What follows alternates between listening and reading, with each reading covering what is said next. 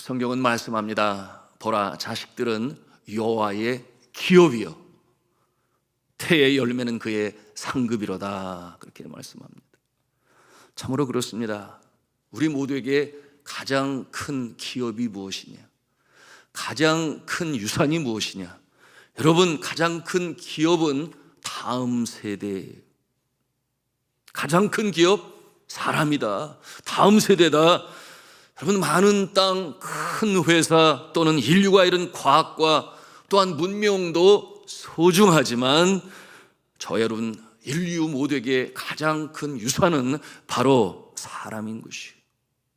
이와 같은 모습은 여호와 하나님께도 마찬가지인 것이니, 그러므로 오늘 말씀에도 자식들은 뭐라고 그랬어요? 여호와의 기업이다 그랬어요. 여러분 자세히 보세요.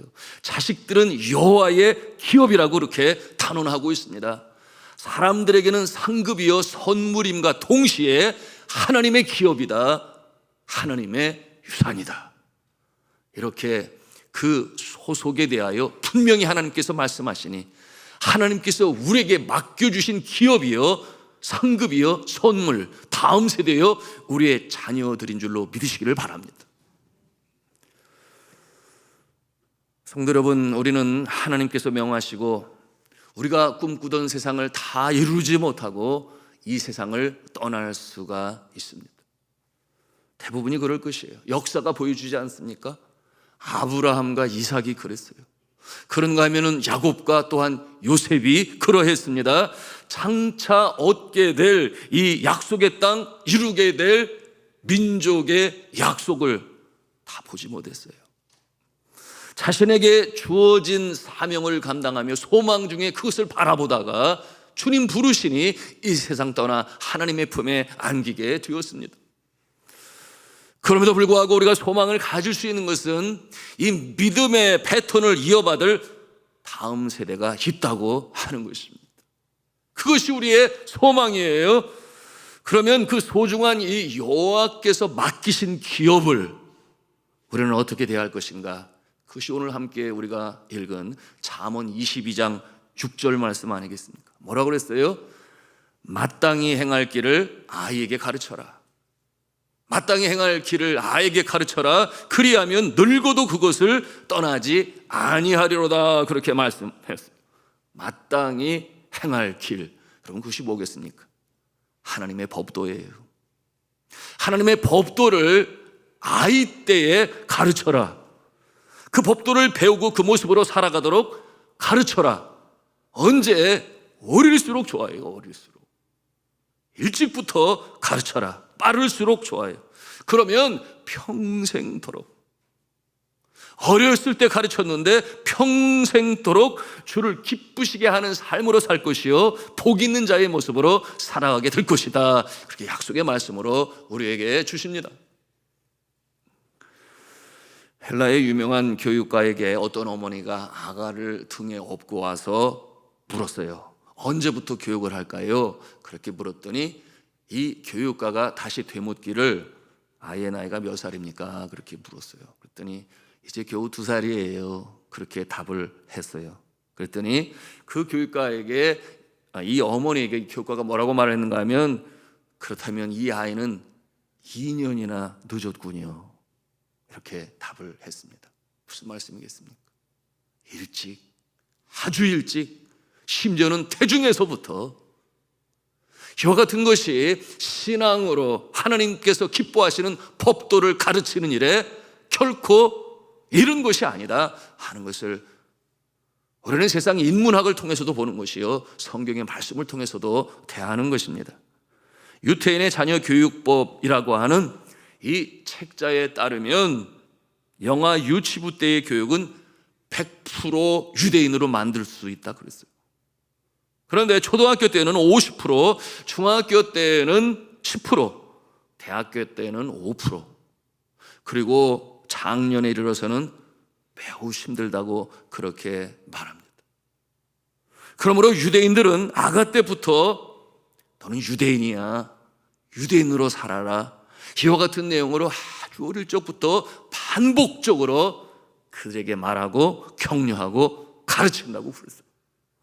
여러분, 이와 같은 모습을 통해서 우리는 누구를 상상해 볼 수 있는가? 모세의 유모, 그러나 실제는 생모였죠. 요게벳. 그가 이 어린 아가, 이 왕궁의 왕자로 자라나는 모세를 향하여 어떻게 교육했을까? 우리가 얼마든지 상상해 볼 수 있으니, 모세야, 내 이름은 모세란다. 무슨 뜻인 줄 아니? 물에서 건짐을 받았다는 뜻이야. 하나님께서 그렇게 하신 것이야. 너는 반드시 알아야 돼. 너는 애굽 사람이 아니라 히브리인이야. 너는 히브리인이란다. 그 같은 내용으로 어렸을 때부터 그 유태인의 교육 방식으로 가르치지 아니했겠습니까? 그러니 이 아이가 자라면서 정체성이 너무나 분명해요.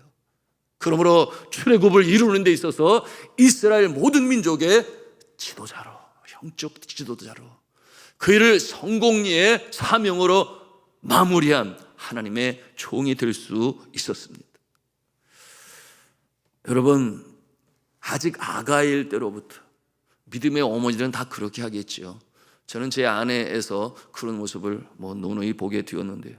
저희 아들이 아주 어렸을 때부터, 영아 때부터 다 커서도 마찬가지. 그러므로 메시지를 보내고 또 생일 축하를 할 때도 꼭 빼놓지 않는 말이, 너는 시냇가에 심은 나무야. 하나님의 자녀란다. 이와 같은 내용으로 계속 반복적으로 그들에게 전하는 것을 제가 보았습니다. 여러분, 어릴 때 가르치면 평생 간다 하는 것이 오늘 주시는 말씀이에요. 여의도 순복음교회에 훌륭한 구역장님이 한 분 계셨는데요. 그런데 그분은 남편을 잃고 홀로 남매를 키우게 되었어요. 그러니 그 삶이 얼마나 힘들었겠습니까? 그런데 여의도 순복음교회 조영기 목사님이 신방을 하게 되었는데, 그 작고 소박한 집에 한 방에 2층 침대가 있는데, 아래 침대에도 위에 침대에도 십계명이 이렇게 걸려 있는 거예요. 그래서 조 목사님 물었다 그러죠. 아니, 십계명을 왜 아래도 걸어놓고 위에도 걸어놨습니까? 그랬더니 이 구역장님이 하시는 대답이, 제가 이 자녀들을 키울 때 많이 배우지 못해서, 그리고 또한 이 자녀들을 양육할 때 아버지도 없으니까 대신 하나님의 말씀을 거기다 걸어놓고 어찌하든지 그것을 보면서 스스로 익히고 마음에 담을 수 있도록, 그래서 십계명을 걸어놓았습니다. 그리고 나서 얼마 되지 않아서 불행하게도 또 어머니마저 세상을 떠나게 되었으니, 이 남매는 그야말로 천도꾸러기 같아요. 어릴 때부터 고아의 모습이었으니 이 집, 저 집 친척의 집에서 성장하게 되었습니다. 그런데 그들이 장성한 이후에 다시금 어머니가 섬기던 여의도 순복음교회로 오게 되었는데, 얼마나 신앙생활 신실하게 잘하는지 많은 사람들에게 칭찬을 받게 되었는데, 그때 신방할 때의 모습이 생각이 나서 조영기 목사님이 글을 불러 물었어요. 어떻게 아버지도 안이 계셨고 어머니도 일찍 돌아가셨는데 이렇게 훌륭하게 신실하게 신앙생활을 잘하느냐고 물었더니, 그들의 답이, 자라날 때 어머니께서 그 침대에 걸어두신 십계명을 볼 때마다 가슴에 새기고 또 새기고, 심지어는 어머니가 떠난 다음에도 그것이 가슴에 새겨져서 결코 넘어서지 아니하고 그것을 지키지 아니하면 안 되겠다, 그런 생각을 가지고 살게 되었는데, 그와 같은 모습이 오늘에까지 이르게 되었습니다. 그렇게 답을 했더라는 것입니다. 여러분, 이것이 오늘 말씀을 통해서 우리가 배우는 첫 번째 교훈이 되는 것이니, 신앙이라고 하는 것은 아주 어릴 적부터 빠르면 빠를수록 태중의 아가가 주님께서 주셨다면, 여러분은 아빠의 기도 소리와 엄마의 찬송 소리를 들으면서 자라날 수 있도록 그렇게 믿음의 사람들은 자녀를 양육하고 신앙으로 도와야 한다. 여러분, 믿으시면 아멘 하십시다. 두 번째 교훈이 있습니다. 그것은 뭐냐면, 어릴 때부터 신앙은 훈련받는 모습으로 자라날 수 있도록 도와야 된다. 여러분, 훈련, 이것은 의도적으로 계획하에 진행하고 실행하는 것이니 신앙으로 훈련을 시켜야 된다. 그러면 그 아이는 평생 하나님의 복을 누리며 살게 될 것이라는 것입니다. 여러분, 록펠러 너무나 잘 아시죠? 그가 어렸을 때 얼마나 가난했는지 여러분 아십니까? 가난한 집안에서 자라나게 되었으니 11살 때부터 신문 배달을 하게 되었는데요, 첫 주 한 주의 수입이 $1 50센트라고 그랬어요. 그때 그것을 어머니에게 갖다 드렸어요. 효자지요. 네, 효자예요. 어머니에게 갖다 드렸는데 이 어머니는 록펠러의 수입을 받아들고서는 뭐라고 말을 했는가? 이것이 내가 받은 첫 수입이구나. 먼저 11조로 드려라. 그러면 하나님께서 놀라운 축복으로 너의 평생에 함께 하실 것이다. 이와 같은 내용으로 그에게 가르치고 또 실행케 하였는데요, 여러분, 우리 자녀들이 만일에 용돈을 받으면서 그것은 첫 것이니 하나님께 드려라 그러면 아마 기쁨으로 드릴 우리의 자녀들이 얼마나 있을까요? 제가 너무 과소평가하는 것입니까? 알바를 하고 직장을 다녀 첫 월급을 받아올 때 그와 같은 모습으로 록펠러에게 가르쳤던 이 모습은 훈련이라고 말할 수 있어요. 훈련이에요, 그것은. 여러분, 그와 같은 상황 가운데 록펠러의 어머니는 무엇을 가르쳐 준 것입니까? 물질은 나의 것이 아니요 하나님의 것이다. 축복의 근원주는 하나님이 되시니 하나님을 의지하며 수고하며 땀을 흘리는 자, 그러므로 하나님의 것을 성별하여 드리는 자는 하나님께서 기억하시고 복을 주셨어. 그 인생이 복되게 하신다 하는 것을 그렇게 훈련으로 가르치는 것이에요. 오늘날 이 시대는 IQ 시대, 지능 시대라 그랬죠. 그런가 하면 EQ 시대, Emotional Quotient. EQ가 뭐냐 하면 감성 지수 시대. 그 시대를 넘어서서 이제는 AQ의 시대라 그렇게 말을 해요. AQ가 뭐냐면 Adversity Quotient라고 하는데, 이 AQ는 역경 대처 지수라 그렇게 말할 수 있겠습니다. 역경 대처 지수. 여러분, 이 세상에 예기치 못한 많은 어려운 일들이 부딪혀 와요. 누구에게나 마찬가지입니다. 그런데 성공하는 자들이 누구인가? 그저 평탄하게 모든 일들이 수월하여 그러므로 성공하고 잘되고 많은 사람들에게 선한 영향을 미치는 그런 모습이 아니라는 거예요. 역경이 닥쳐올 때마다 그것을 지혜롭게 슬기롭게 대처하여 이겨낸 자들이 성공자가 되고, 그 모습을 통하여 많은 사람들에게 선한 영향력을 미치는 모습이 되니 오늘 이 시대는 역경 대처 지수가 높은 자들이 성공하는 시대다, 이렇게 말하고 있습니다. 여러분, 이 힘든 일이 부딪혀오지만 그것을 잘 극복하는 자들, 훈련으로 가능한 것인데, 어릴 적부터 이 신앙의 훈련으로 자라난 자들은 절망적인 상황에서 어떻게 합니까? 하나님을 의지할 줄 알아요. 그러므로 기도함으로 주시는 힘과 능력으로 승리할 수 있으니, 이와 같은 모습 우리가 우리의 자녀들에게 해야 할 일이에요. 여러분, 우리가 익히 들어 잘 알고 있습니다. 강영우 박사님 다 아시지요? 언제 들어도 우리에게 참 힘과 격려가 되는, 특별히 어려운 때를 살아가는, 특별히 우리 자녀의 때에 말입니다.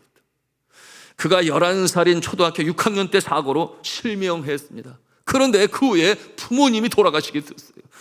그러니 졸지에 고아가 되어 자라나게 되었는데, 거기에다가 시각장애인이었으니 그 모습이 얼마나 힘들었겠습니까? 절망적인 상황이었죠. 그러니 그 친구들이 대학에 들어갈 그 나이에 그가 이제 마음을 고쳐먹고 중학교에 들어가게 되었으니 그 갭이 얼마나 커요. 친구들은 대학생인데 나는 중학생입니다. 하지만 그는 실망하지 않았다고 그랬어요. 비록 장애인이었지만, 가난했지만, 그 불같은 환난과 역경의 날 가운데서도 외로워하지 아니했으니 사랑 많으신 예수님을 친구로 여기고, 그러므로 그를 의지하며 기도하며 공부할 때에 마침내 그 영혼의 깊고 어두운 밤을 통과할 수 있었으니, 여러분, 이것이 바로 신앙 훈련인 것입니다. 때로는 하나님께서 아주 강압적으로 하실 때가 있는가 하면 부모님을 통하여, 누구보다 잘 아는 부모님이 자녀에게 신앙으로 훈련할 수 있으니 때로는 엄중하게 대할 수 있어야 하겠지요. 양보할 것과 양보하지 말아야 할 것을 분별하여 우리의 자녀들을 양육해야 하겠죠. 여러분, 그러므로 이 강영호 박사님 그 결과는 놀라웠죠. 연세대학교를 졸업한 이후에 미국에 유학을 가서 30살에 피츠버그 대학교에서 철학 박사 학위를 받고 이후에 노스이스턴 대학교 특수교육과 교수로 재직 중에 유엔 세계 장애인위원회 부의장으로, 그리고 미국 백악관 국가장애위원회 정책차관보로 쓰임받게 되었습니다. 자, 사랑하는 성도 여러분, 신앙은 저절로 되기보다 훈련하는 가운데 더 강한 모습으로 설 수 있으니 신앙 훈련은 용사가 되게 합니다. 평생 그리스도의 정병으로 승리하며 살아가게 합니다. 말씀드린 것처럼 우리는 우리의 자녀들에게 때로는 엄중할 수 있어야 돼요. 엄중할 수 있어야 돼요. 말씀드린 것처럼 양보할 것 양보하지만 이것은 양보할 것이 아니다. 바로 주일 성소와 같은 그와 같은 모습은 양보함이 없이, 부부가 먼저 본으로 보여서, 그렇죠? 본으로 보여서 마치 훈련에는 누가 있는가? 조교가 있어요. 조교가 있어요. 조교의 하는 모습을 보고 흉내를 나고 따라가게 되니 그 본을 보이시면서 우리의 자녀들을 신앙으로 훈련하게 될 때에, 여러분, 우리가 이 세상을 떠나고 나서 인생의 곤고한 날에 바로 그 훈련이 능력이 되고 힘이 돼요.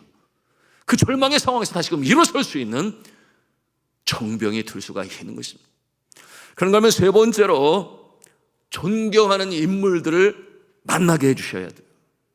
어릴 때부터 존경하는 인물들을 만나게 해준다. 여러분, 최고의 존경할 인물은 누구겠습니까? 예수 그리스도시죠. 당연하지. 여러분, 예수 그리스도를 통하여 얼마나 많은 사람들이 그의 제자들을 비롯하여 그의 인생이 변화되어 하나님을 기쁘시게, 그런 것은 사실은 기쁨과 보람이에요. 많은 사람들에게 선한 영향력을 비치는 산후의 독리, 등용의 등불의 모습으로 살아간 사람들이 얼마나 많은지 알 수가 없어요. 그런데 그렇게 변화된 사람들 중에서 여러분, 우리는 다양한 인물을 역사 속에 만날 수 있으니 믿음의 영웅들 말입니다. 그들을 만나게 해주는 것은 어렸을 때부터 부모의 역할이다 하는 것을 우리가 알아야 하겠습니다. 여러분, 예수를 믿어 하나님께 영광, 그리고 자신에게는 기쁨과 보람이요, 많은 사람들에게 선한 영향력을 미치는 유익한 자가 된다. 여러분, 이와 같은 모습, 믿음의 선배들, 여러분, 이와 같은 모습은 우리가 직접 만나면 더 좋겠지만 그러지 못할 수도 많이 있으니, 그러나 얼마든지 만날 수 있으니 무엇을 통해서 만날 수 있습니까? 책을 통해서, 그런가 하면 필름을 통해서 여러분, 이처럼 믿음의 거장들을 만날 수가 있어요. 중요한 것은 무엇입니까? 영적인 감화를 받아요.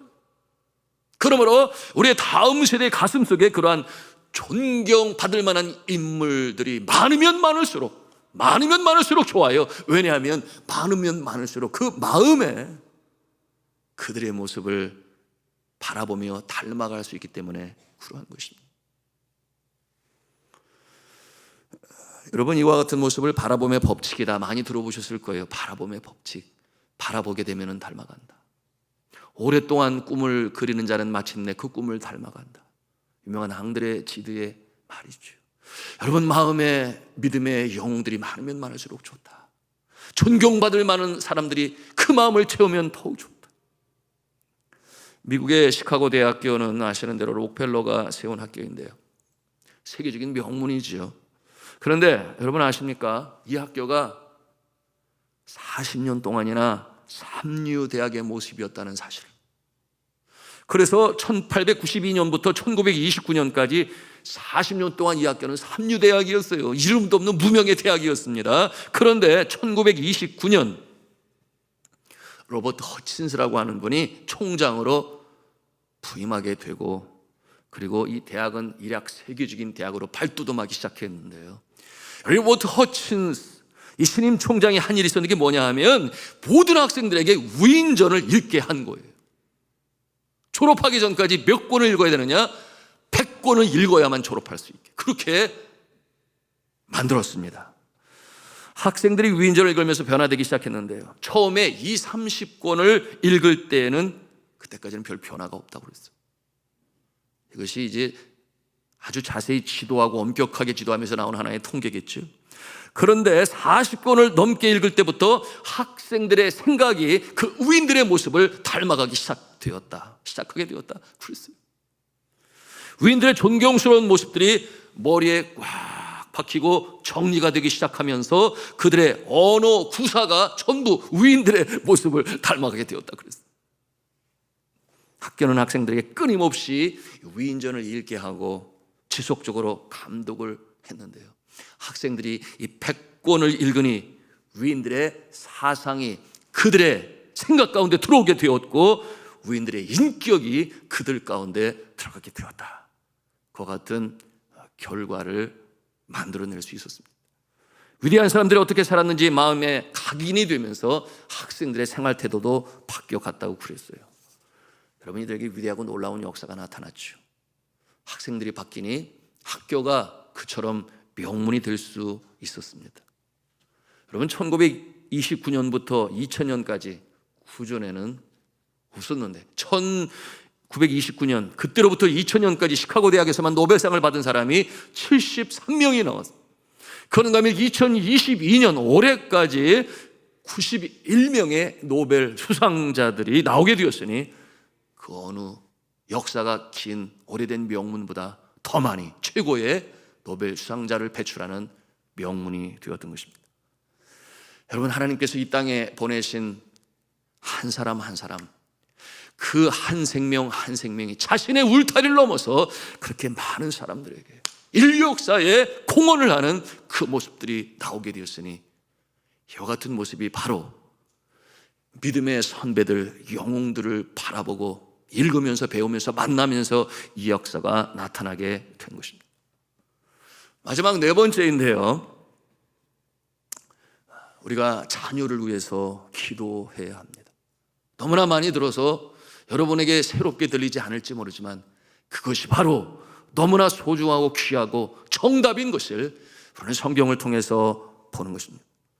청년의 때 신앙에서 떨어져 나간, 그러나 시간이 지나고 다시금 주님 앞에 돌아온 많은 자들 중에 많은 경우가 어떠한 모습이었는가, 그들의 고백 속에서 발견하는 것은 신앙에서 떨어져 나갔지만 그가 어렸을 때에 자신을 위하여 간절히 눈물로 기도하는 부모의 기도의 그 모습이 다시금 떠올라서, 언제 떠올라요? 어머니가 되고 아빠가 되어보니 왜 그렇게 눈물로 기도했는지를 그때서야 아는 거예요. 젊음의 때는 몰라요.